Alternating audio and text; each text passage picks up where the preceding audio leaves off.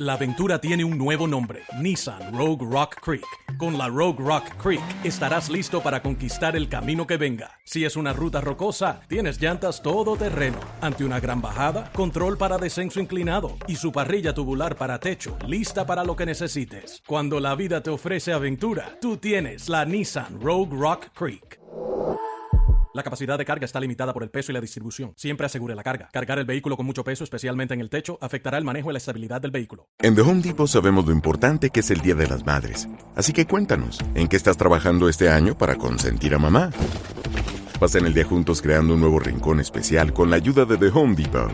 Tenemos una gran variedad de sets de patio y muebles para exterior que serían un regalo ideal para mamá. Solo agrega unas cuantas canastas colgantes para darle un toque de color y conviértelo en su nuevo espacio favorito. Encuentra muebles para exterior, flores y más regalos para el Día de las Madres en The Home Depot.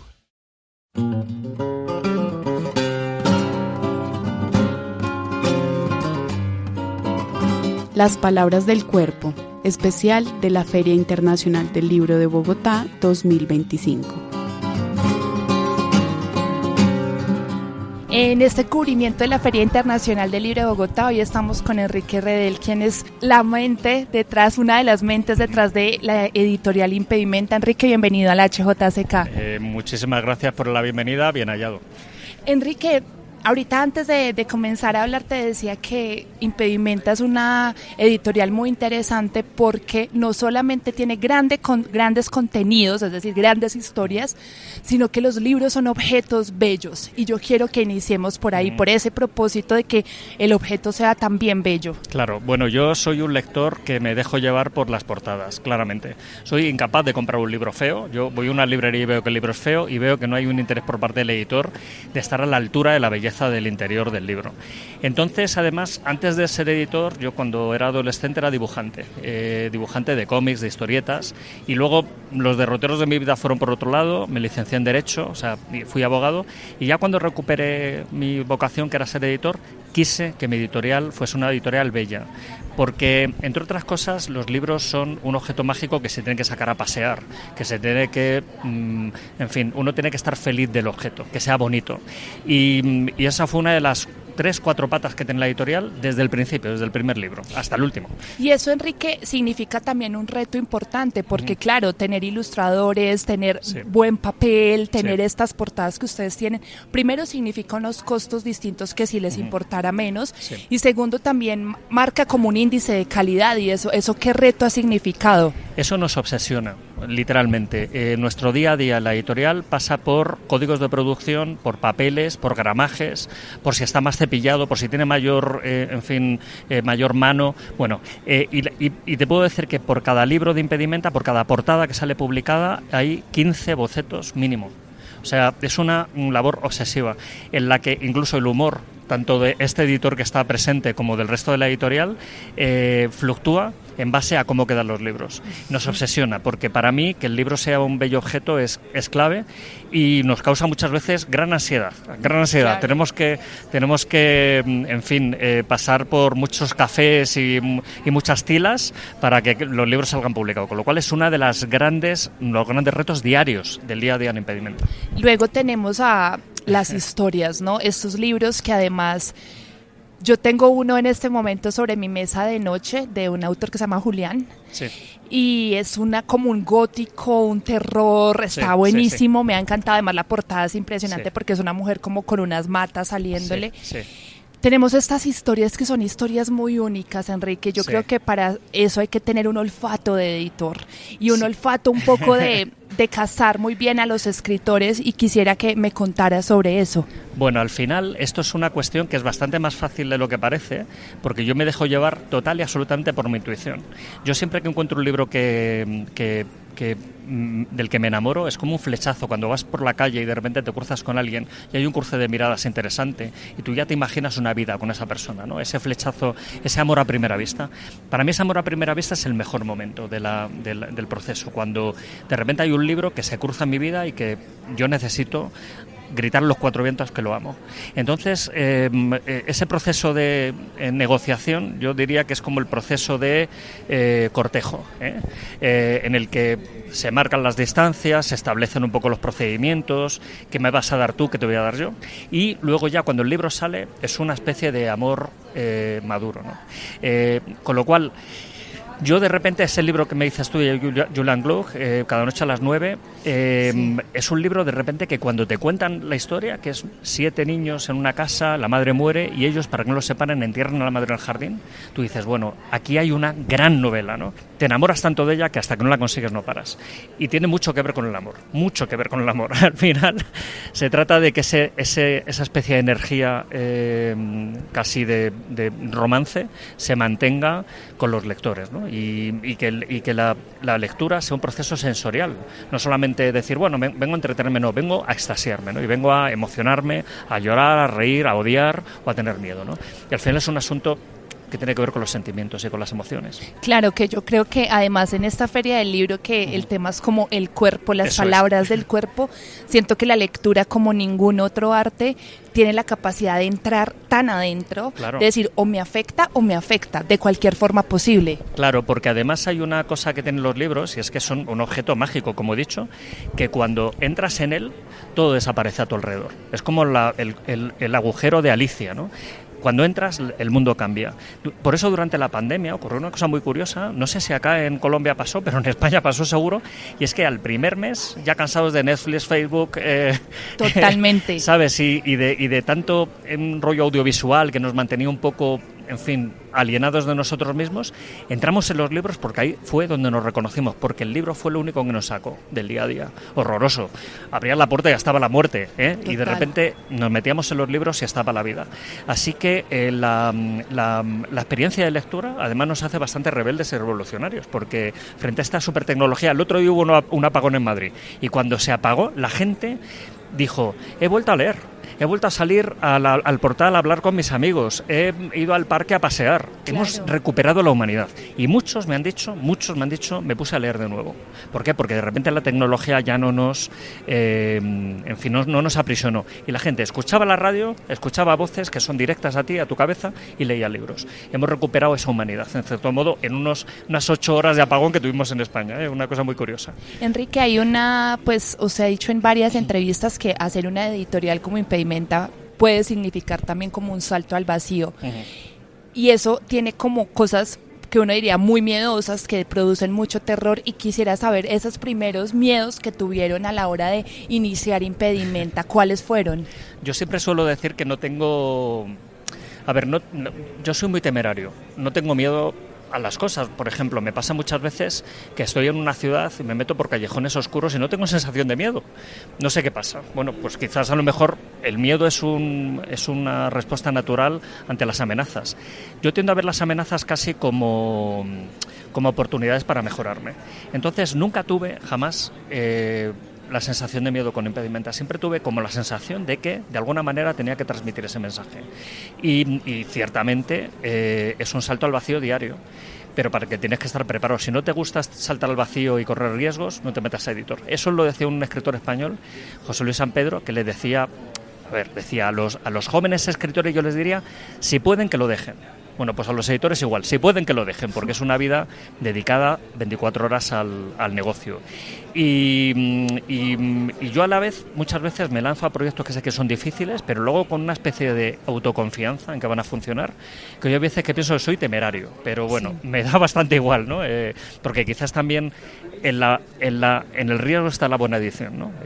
Creo yo. Quisiera que me contara como estos grandes casos en donde ha dicho, juepucha, esto es una apuesta de Impedimenta, y cómo sortear también eso. Aquí en Colombia estamos viviendo también como un boom de no solo librerías, sino también de unas editoriales independientes que están publicando mucho y publicando distintos tipos de libros, y a veces uno creo que cuando está empezando necesita escuchar que, bueno, hay casos de éxito, entre comillas. Claro. Yo ayer hablaba justamente con Víctor Malumian de Godot, de la editorial Godot de Argentina, que la gran oportunidad de los editores independientes y de las librerías independientes está en encontrar todo aquello que el mainstream de las grandes editoriales multinacionales y de las librerías que son cadenas que nada más van al beneficio económico puro, dejan alrededor y que es de un enorme valor y lo único que necesita es una pizquita de tiempo. O sea, es decir, si nos planteamos que una frase que a mí me gusta decir muchas veces, que es paciencia, estamos plantando y nos damos un poquito de tiempo, estoy convencido de que muchos libros se abren paso. Eso por un lado. Y segundo, las editoriales independientes se apoyan en las librerías independientes y además suelen ser llevadas por personajes muy idealistas que piensan, oye, no, la gran literatura se tiene que abrir paso. Con lo cual, a ver, es una gran responsabilidad, hay que tener muy claros los números, pero si uno tiene dentro de sí un editor que tiene ganas de recomendar libros, yo diría que al menos habría que intentarlo, ¿eh? Yo eso se lo digo a los jóvenes editores, a los jóvenes libreros, porque luego al final les va bien, porque al final esa recomendación sincera es lo que anda buscando un lector, no anda buscando mercadotecnia, ni anda buscando grandes frases, no, anda buscando a alguien que le diga a los ojos, léete esto porque vas a alucinar, te va a explotar la cabeza. Eso es lo que busca un lector. Eso me parece tremendo porque me pasa mucho que yo, por ejemplo, voy a librerías, hay una que me gusta mucho que se llama Garabato, que claro, está muy cerca a mi casa, sí. Y claro, yo le digo, mira, estoy buscando sobre literatura y enfermedad, que es una clase que yo dicto. ¿Qué tienes? No, mira, yo no lo he leído, yo le dije, yo no lo conozco, me dijo, pero confía en mí. Y claro, me termina dando a Broyard, por ejemplo, entonces me vuela la cabeza. Y yo creo que también el negocio de la literatura, ya sea editorial, librería, toda la cadena, se trata de un negocio de confianza. Sí. El escritor confía en el editor confía en la librería y así casi que va como esta cadena misma, ¿no? Claro, hay una cosa que yo le llamo la termodinámica de la edición, que es eso que se decía de la energía no se crea ni se destruye, se transforma. Bueno, en este caso la energía editorial se transmite. Un autor dedica varios años de su vida a escribir una novela en la que vuelca todo su ser y su verdad, ¿no? Y lo hace desde un punto de vista muy genuino, porque a mí lo que me interesa en los libros es que digan una verdad muchas veces trágica y que planteen una herida. Bien, el autor logra transmitir esa energía, esa pulsión, esa pasión al editor. Ya vamos por un primer filtro, ¿vale? El editor se emociona con ese libro y se lo recomienda a los distribuidores, a los libreros, que se emocionan a sí mismos y se lo recomiendan al lector. Bueno, esa energía se ha ido transformando, se ha ido transmitiendo, ¿no? Y a mí me parece clave. Este es un negocio de contacto. Yo siempre digo que la frialdad a la hora de... Lowe's sabe que ahora más que nunca buscas el precio más bajo. Por eso, cuenta con nuestra garantía de precios bajos para obtener lo que necesitas a precios competitivos para tus proyectos. Y si encuentras un artículo igual a un precio más bajo que califica, te lo igualaremos. Lowe's, nosotros ayudamos, tú ahorras. Igualación de precio aplica al artículo igual con un precio actual en tiendas calificadas. Aplican términos y exclusiones. Detalles en lowes.com/garantía precios bajos. Vender libros o recomendar libros es contraproducente. Totalmente. El libro siempre tiene que tener a alguien con nombres y apellidos jugándose su credibilidad y jugándose su criterio y su gusto. Si yo te digo a ti, oye, este libro... Y además los buenos libros son aquellos que te dicen, no pilles pilla este otro. Porque entonces ya ahí se demuestra que el librero es una persona sintiente que te lo va a recomendar con toda sinceridad. Claro, y que hay subjetividad en esas recomendaciones. Sin duda, claro, y por eso yo creo que este negocio sigue funcionando y seguirá funcionando, porque el libro es, de nuevo, la mayor manifestación de humanidad casi que tenemos, ¿no? Es casi como recomendarte un plato. Este plato me gustó mucho. Ve a este restaurante y pídeles estas arepas con algo, este ajiaco, ¿no? Bueno, esto es muy parecido. Y me ha pasado en alguna ocasión que libros que yo... En fin, me daba como miedo. El verano en que me invade todos los ojos verdes de Tibullaz, que es un súper bestseller. Bueno, cuando ese libro salió, cuenta la historia de un hijo que odia a la madre con toda su alma, pero la madre tiene unos bellos ojos verdes, ¿no? Y poco a poco la madre le va anunciando que tiene un cáncer terminal. Y el hijo y la madre, que tienen una relación tempestuosa, se empiezan a acercar en esos últimos meses. Bueno, yo pensaba, esto es un libro durísimo. Pero poco a poco empezó a ocurrir una cosa, y es que los libreros empezaron a recomendar este libro. Y la gente empezó a decir, magnífico libro, léetelo, ¿no? En las redes sociales, en los clubes de lectura. Y ese libro se formó no por una campaña de prensa, no porque nosotros pusiésemos mucho dinero en promoción ni en mercadotecnia, sino porque la gente transmitía emoción. Claro. Esa es la base de un éxito en realidad. Y que yo creo que al fin y al cabo es lo que, pues, el espíritu de las ferias del libro. Claro, están las grandes monstruos editoriales, las grandes cadenas, pero lo que se mueve por debajo, la filigrana realmente de este tipo de eventos, son esos libros que uno dice, voy a este stand a comprar ese libro porque lo escuché de mi mejor amiga, ¿no? La conversación genera casi que un placer más por la lectura que muchas veces las 500 millones de pesos en pauta en Instagram, ¿no? Exactamente. Sí, no, me ha pasado a mí. Yo esta mañana he estado en Saga Libros, que es una distribuidora de acá colombiana, que llevaba una editorial excelente, Gris Tormenta, mexicana, y he venido a buscar un libro específicamente que era imposible encontrar en España, y me he puesto contento como si hubiera encontrado, un tesoro, porque es un libro que me emociona y que me gusta, y me he recorrido el pabellón 17 de Independientes y me he parado y he comprado una bolsa, es decir, he encontrado esa especie de conexión que siempre busco en las ferias. Me pasa en Angoulême, en la feria del cómic de Angoulême en Francia, que nunca entro en las grandes, los pabellones grandes de las editoriales muy famosas, ¿no? Sino que me voy a los independientes. Ahí encuentro unos tesoros absolutamente increíbles, hay una emoción, una energía increíbles. Y yo, incluso cuando voy a las ciudades, me voy a las librerías independientes y le pregunto al librero, oye, ¿qué hay ahí que tú me puedas recomendar? Sinceramente, como un buen amigo, ¿no? Y siempre encuentras tesoros increíbles.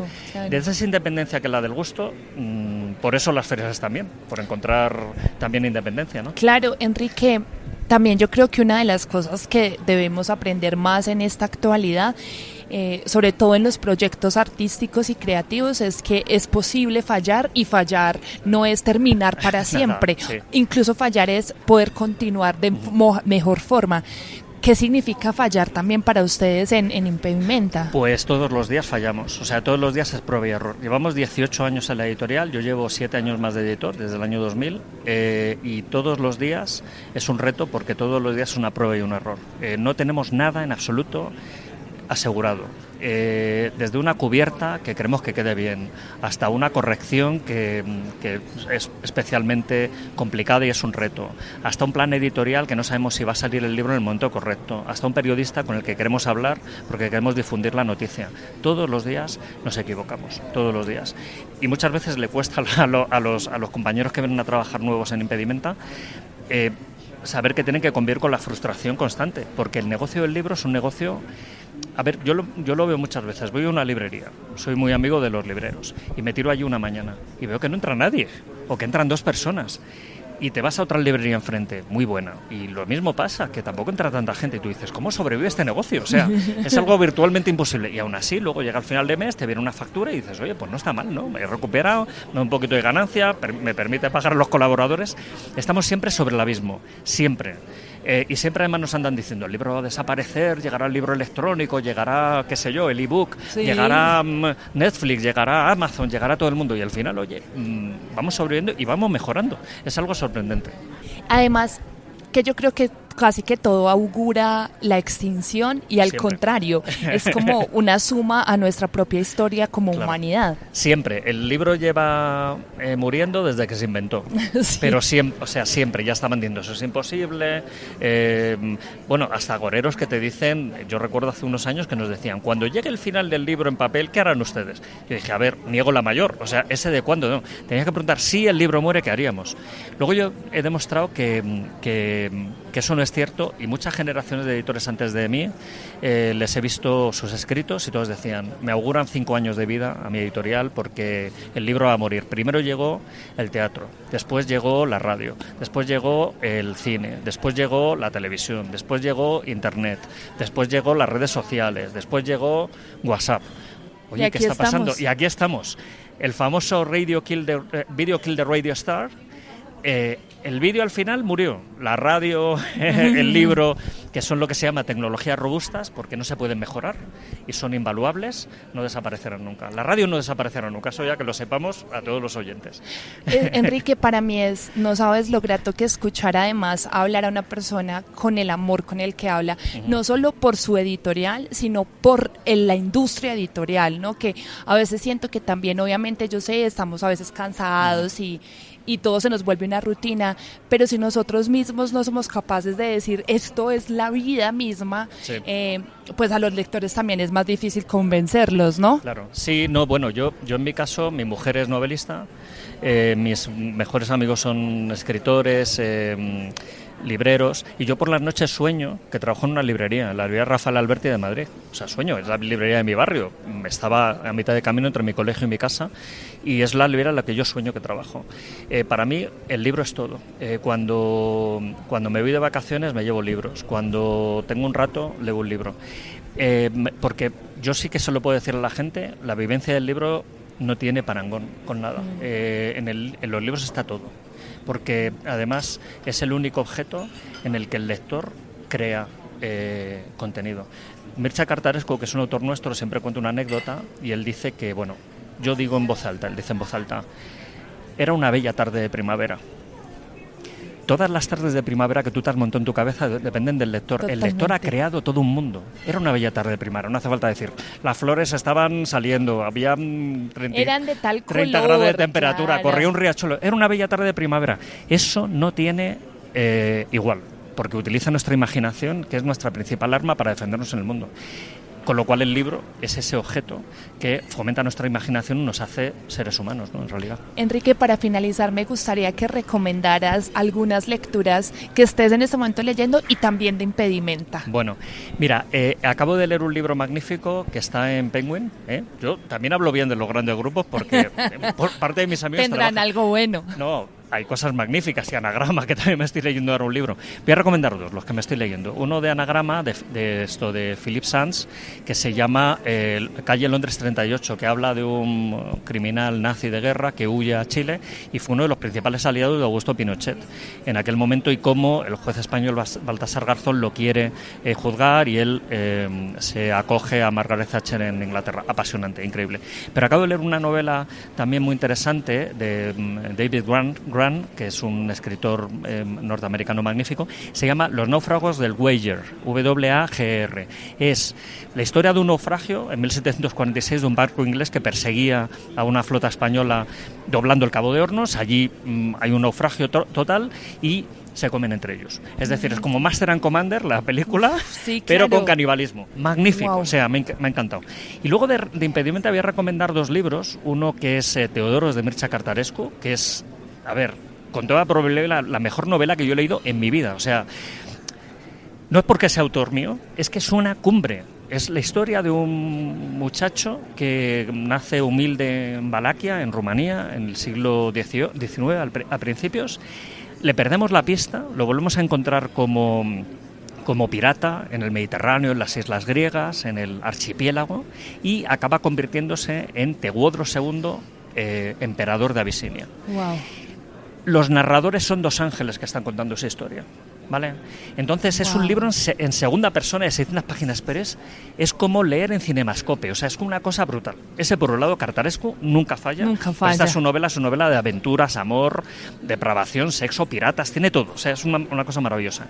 Y la segunda, que acaba de llegar a la feria ahora de impedimenta, se llama Crisálida, de Fernando Navarro, que es una novela increíble, que es de las mejores novelas en español que yo he leído en mucho tiempo, y es la historia de un secuestro. Un padre que en los años 80 secuestra a sus 5 hijos y a su mujer y se los lleva a las montañas junto a Granada, les quitan los nombres a los hijos, les roba su pasado, su nombre, su identidad, y les obliga a pelear por la comida, a matarse entre ellos. La mujer acaba suicidándose con su vestido de novia, es algo lorquiano, y es absolutamente brutal. La narradora es una niña que se llama Nada. El padre le puso el nombre Nada, y ella está en un hospital psiquiátrico contando la historia. Entonces esos dos yo creo que podrían ser las dos recomendaciones para la Filbo para estos días, y bueno, son libros de verdad, creedme, muy buenos. Esta energía que yo tal es verdadera, está muy bien, así que bueno, estos serían los dos libros. Enrique, muchas gracias por este espacio aquí en la HJCK. Gracias a ti.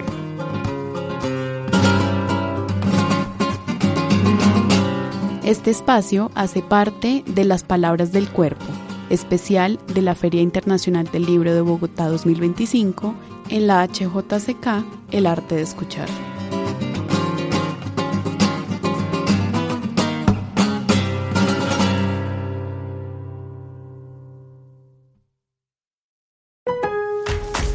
Lowe's sabe que ahora más que nunca buscas el precio más bajo. Por eso, cuenta con nuestra garantía de precios bajos para obtener lo que necesitas a precios competitivos para tus proyectos. Y si encuentras un artículo igual a un precio más bajo que califica, te lo igualaremos. Lowe's, nosotros ayudamos, tú ahorras. Igualación de precio aplica al artículo igual con un precio actual en tiendas calificadas. Aplican términos y exclusiones. Detalles en lowes.com/garantía precios bajos.